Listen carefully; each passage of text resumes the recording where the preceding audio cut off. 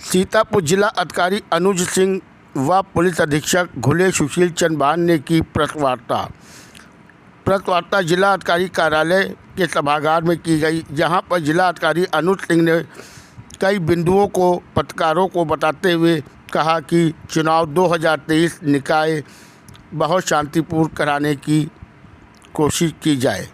सीतापुर हलचल news channel से मनीष श्रीवास्तव।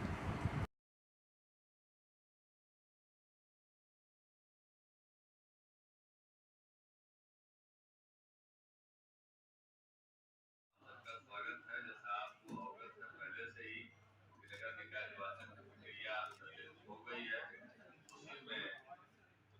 उसी के दृष्टिगत 10 मार्च तक बुलाई गई है।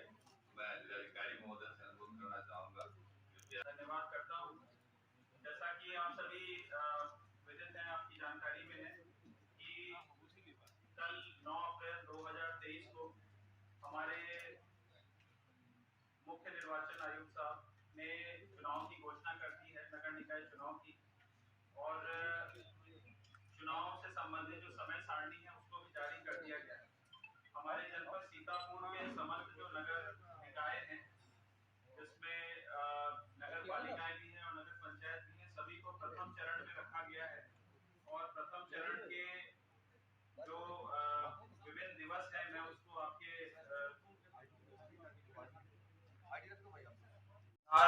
हमारे राज्य निर्वाचन आयुक्त महोदय द्वारा नगर निकाय के चुनावों हेतु समय सारणी को निर्दिष्ट करते हुए उसका आयोजन करने हेतु निर्देश प्रख्यापित किया गया है। और चुनाव को 2 चरणों में करने के निर्देश मिले हैं, जिसमें सीतापुर को प्रथम चरण में रखा गया है। जो समय सारणी सीतापुर जनपद के लिए निर्धारित है वो मैं आपको एक एक करके उसकी तिथियों को बता दूं। इसमें सार्वजनिक सूचना हमने ऑलरेडी निर्गत कर दिया है। उसके निर्गत करने का जिलाधिकारी या जिला निर्वाचन अधिकारी के स्तर पे आज का दिनांक उसमें नियत था, 10 अप्रैल 2023 का दिनांक नियत था। इसके साथ ही साथ कल हमारे समस्त जो निर्वाचन अधिकारी है उनके द्वारा अपने अपने क्षेत्रों से संबंधित जो सार्वजनिक सूचना है वो कल 11 तारीख को निर्गत कर दिया जाएगा। और इसके साथ ही जो नाम निर्देशन पत्र हैं उसके क्रय करने और जमा करने की जो प्रक्रिया है वो चालू हो जाएगी। ये प्रक्रिया 11 अप्रैल से 17 अप्रैल तक चलेगी। और नाम निर्देशन पत्रों को लिए जाने का जो समय है वो पूर्वाह्न 11 बजे से लेके अपराह्न 3 बजे तक है। इसमें मैं आपको बता दूं कि इस बीच में अगर कोई सार्वजनिक अवकाश भी पड़ता है तो उस दिन भी यह कार्य किया जाएगा। उस दिन भी दफ्तर खुले रहेंगे और जो नाम निर्देशन इत्यादि अन्य आगे जितनी भी जो प्रक्रियाएं होंगी वो सार्वजनिक अवकाश के दिवस पे भी चलेगा। इसके बाद नाम निर्देशन पत्र की समीक्षा का दिनांक व समय 18 अप्रैल 2023 को रखा गया है। और यह कार्य पूर्वाह्न को 11 बजे से जब तक कि समीक्षा समाप्त नहीं हो जाती है तब तक ये चलेगा। और जिसके द्वारा भी नाम निर्देशन पत्र जमा किया जाएगा उसको समीक्षा का तिथि उस समय ही जो संबंधित आरओ है उनके द्वारा दिया जाएगा। अभ्यर्थन की वापसी का दिनांक 20 अप्रैल तक का रखा गया है। और यह कार्य पूर्वाह्न 11 बजे से लेकर 3 बजे तक अभ्यर्थन वापसी का समय रहेगा। प्रतीक आवंटन उसके अगले दिन 21 तारीख को किया जाएगा, 21 अप्रैल को किया जाएगा। और इसका भी समय पूर्वाह्न 11 बजे से शुरू होकर जब तक यह कार्य समाप्त नहीं हो जाता तब तक ये कार्य चलेगा। मतदान 4 मई को होगा, 4 मई को किया जाएगा। और मतदान का समय सुबह 7 बजे से लेके शाम के 6 बजे तक का रहेगा। मतगणना तत्पश्चात दोनों चरण के जब चुनाव समाप्त हो जाएंगे तो उसके उपरांत 13 मई को मतगणना होगा। और मतगणना सुबह 8 बजे से प्रारंभ की जाएगी।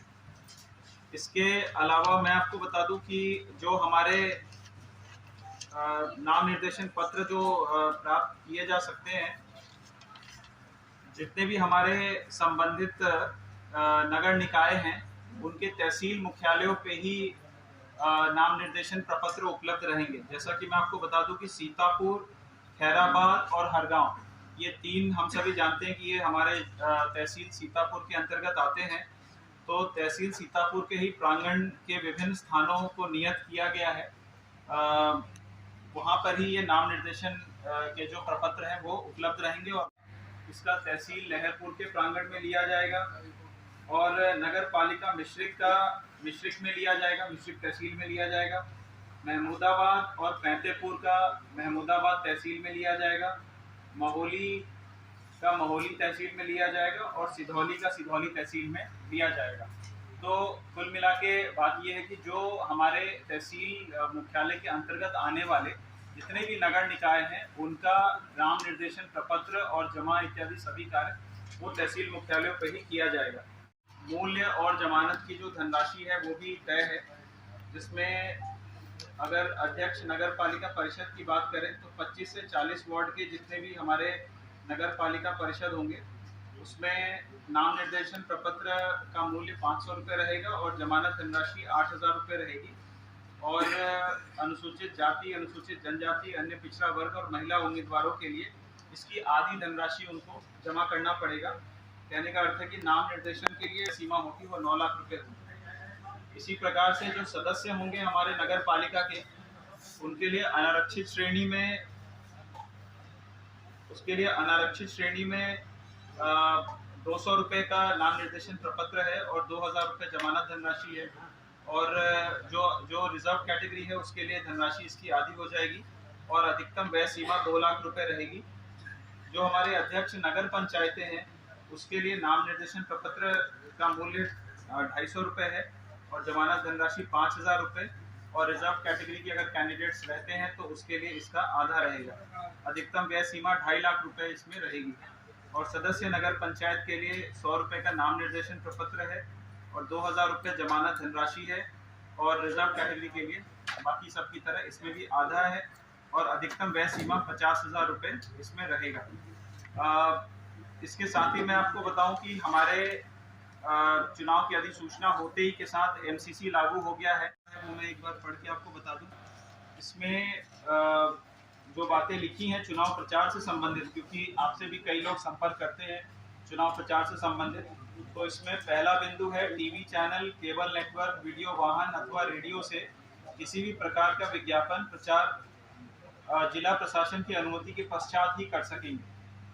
इसके बाद कोई भी मुद्रक या प्रकाशक या कोई व्यक्ति ऐसी कोई निर्वाचक या प्रचार सामग्री जिसके मुख्य पृष्ठ पर उसके मुद्रक व प्रकाशक का नाम और पता ना हो मुद्रित या प्रकाशित नहीं करेगा और ना ही मुद्रित या प्रकाशित कराएगा। मुद्रण के अंतर्गत फोटोकॉपी भी सम्मिलित होंगी। ये दूसरा है। और तीसरा जो नियम है वो ये है कि किसी व्यक्ति द्वारा राजनीतिक दलों प्रत्याशियों की अनुमति के बिना उनके पक्ष में निर्वाचन विज्ञापन या प्रचार सामग्री प्रकाशित नहीं कराई जाएगी। यदि कोई व्यक्ति इसका उल्लंघन करता है तो उसका यह कृत्य IPC की धारा 171H के अंतर्गत दंडनीय होगा। ये 3 आपसे रेलेवेंट पोर्शन थे, तो ये मैंने आपको इसलिए अवगत करा दिया क्योंकि आपकी यहाँ पे उपस्थिति है और आपको क्लैरिटी रहे। MCC लागू हो गया है। हम लोगों ने MCC का इम्प्लीमेंटेशन कल से प्रारंभ कर दिया है और इसके अतिरिक्त ही लॉ एंड ऑर्डर से संबंधित और अन्य व्यवस्थाएं भी हम लोग सुनिश्चित करेंगे और एक अच्छा चुनाव हम लोग यहाँ पे कराएंगे। मुझे बस एक दो चीज़ों के बारे में बताना है। MCC के जो वायलेशन है उसको लेकर जो ज्वाइंट टीम बनाई गई है उसमें SDMs भी है, CO भी है, वो लगातार कार्रवाइयाँ करती रहे। इसके अलावा जो चुनाव को प्रभावित कर सकते हैं ऐसे अगर कोई अपराधी है तो उनका भी चिन्हीकरण कराया जा रहा है। ऐसे पुराने विवाद जो कि चुनाव के दौरान उभर सकते हैं उनको भी हम चिन्हित करा रहे हैं और ऐसे व्यक्तियों को प्रॉपर 107/16 में पाबंदी उनकी कराई जा रही है। उसके लिए सभी को निर्देश दिए गए। जो अन्य कार्रवाई है उसमें असला जमा कराने की भी कार्रवाई के संबंध में आयोग के द्वारा निर्देश दिए गए, तो उसकी भी प्रक्रिया शुरू हो चुकी है और उसमें जो भी विधिक प्रक्रिया है उसके तहत जो जिन लोगों के असला जमा होने हैं उसकी भी कार्रवाई पुलिस ने प्रारंभ कर दी। जो आयोग और मुख्यालय द्वारा समय समय पर निर्देश दिए उसके क्रम में पुलिस लगातार जो अवैध शराब है या अवैध असला है या अन्य तरीके के जो कार्य है जो चुनाव को प्रभावित कर सकते हैं उनके खिलाफ कार्रवाई करते हैं। Thank you so much.